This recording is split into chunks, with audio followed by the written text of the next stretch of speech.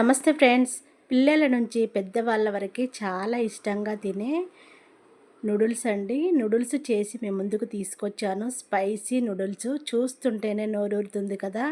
ఇంకా లేట్ ఎందుకండి, చేసుకొని తినండి. ఇంట్లో వాళ్ళందరికీ సర్వ్ చేయండి. పిల్లల నుంచి పెద్దవాళ్ళ వరకు చాలా అంటే చాలా ఇష్టంగా తింటారు. నూడిల్స్లో నిమ్మకాయ పిండుకొని పక్కన ఉల్లిపాయ ముక్కలు పెట్టుకొని తింటే టేస్ట్ అద్దరిపోతుంది. బోన్లెస్ చికెన్ 1 కేజీ తీసుకున్నానండి. ఇందులో 3 స్పూన్ల వరకు కార్న్‌ఫ్లోర్ వేసుకోవాలి. 2 స్పూన్ల వరకు ధనియా పౌడర్ని వేసుకోవాలి. 1 స్పూన్ వరకు గరం మసాలాని వేసుకోవాలి. 1 స్పూన్ వరకు కారం పొడి, 1 స్పూన్ వరకు ఉప్పు, 1 స్పూన్ వరకు పసుపు, 1 స్పూన్ వరకు అల్లం వెల్లిగడ్డ పేస్టు వేసేసుకొని ఒక ముక్క నిమ్మరసాన్ని పిండుకొని మొత్తం మిక్స్ అయ్యేలా కలుపుకోవాలి. చికెన్ పీస్లకి మసాలాలు మొత్తం మంచిగా పట్టేలా మంచిగా కలపాలి. అప్పుడే చికెన్ పీసులు మంచిగా ఉంటాయి. టేస్ట్ చాలా బాగుంటుంది. మూత పెట్టేసుకొని హాఫ్ అన్ అవర్ వరకు పక్కన పెట్టేసుకో.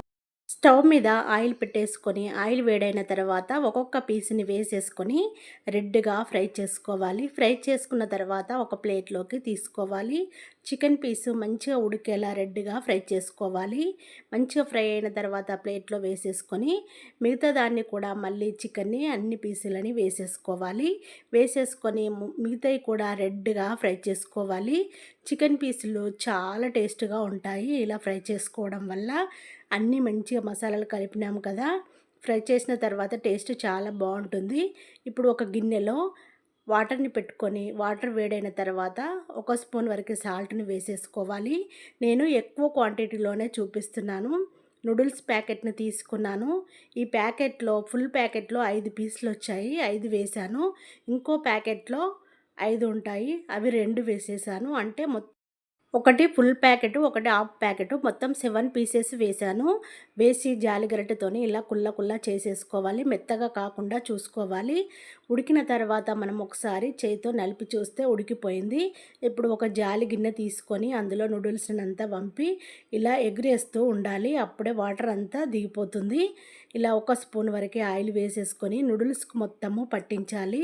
మనం ఫస్ట్ సాల్ట్ వేసాము, ఇప్పుడు ఆయిల్ వేసి నూడిల్స్కి అంతా పట్టించాలి. అప్పుడే నూడిల్స్ ఒకదానికొకటి అతుక్కపోకుండా విడివిడిగా ఉంటాయి.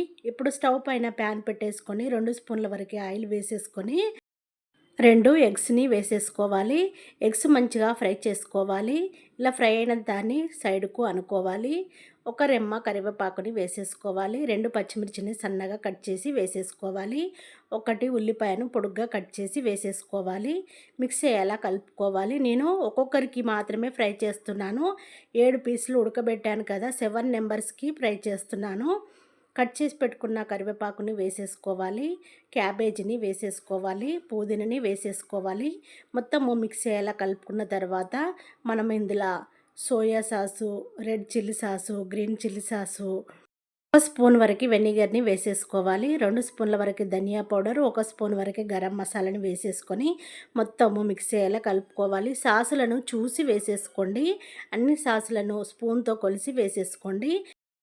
మొత్తము మిక్స్ అయ్యేలా కలుపుకున్న తర్వాత మనం ఉడికించి పెట్టుకున్న నూడిల్స్ని వేసేసుకోవాలి. 1 స్పూన్ వరకు కారం పొడిని వేసుకోవాలి. మన టేస్ట్కి తగినట్టుగా కారం పొడిని వేసుకోవాలి. పావు స్పూన్ వరకు సాల్ట్ని వేసేసుకోవాలి. ఆల్రెడీ నూడిల్స్లో సాల్ట్ వేసి ఉడికించాము, చూసి వేసేసుకోవాలి. ఫ్రై చేసి పెట్టుకున్న చికెన్ ముక్కలను సన్నగా కట్ చేసి వేసేసుకోవాలి. మనం ఫ్రై చేసినప్పుడు పెద్దగా ఉంటాయి కదా, చిన్నగా కట్ చేసుకొని వేసేసుకొని ఇలా ఫోర్క్ స్పూన్స్ తీసుకొని 2 చేతులతోని ఇలా ఎగిరేస్తూ ఉంటే నూడిల్స్ ఫ్రై అయిపోతాయి. టేస్ట్ చాలా బాగుంటుంది. ఒక కట్ట కొత్తిమీరను చిన్నగా కట్ చేసి వేసేసుకొని వెంటనే సర్వ్ చేస్తే సరిపోతుంది. మొత్తము ఇలా 2 స్పూన్లతో మాత్రము మనం ఫోర్క్ స్పూన్స్ తీసుకొని మంచిగా ఫ్రై చేసుకోవాలండి. ఒక 10 మినిట్స్ వరకైనా ఫ్రై చేస్తేనే నూడిల్స్ చాలా అంటే చాలా టేస్ట్గా ఉంటాయి. నేను చేసిన ఈ వీడియో నచ్చినట్టయితే షేర్ చేయడము మర్చిపోకండి. టేస్ట్ చాలా బాగుంటుంది. పిల్లలకు హాలిడేస్ ఇచ్చారు కదా, ఇంట్లో ఇలా నూడిల్స్ చేసి పెట్టండి. పిల్లలు చాలా ఇష్టంగా తింటారు. ఎవరైనా గెస్ట్లు వచ్చినా చేసి పెట్టినా తింటారు. మనం బయటికి వెళ్ళినప్పుడు కూడా చేసి బాక్స్లో తీసుకొని వెళ్ళొచ్చు. ఏ పార్క్ వెళ్ళినప్పుడు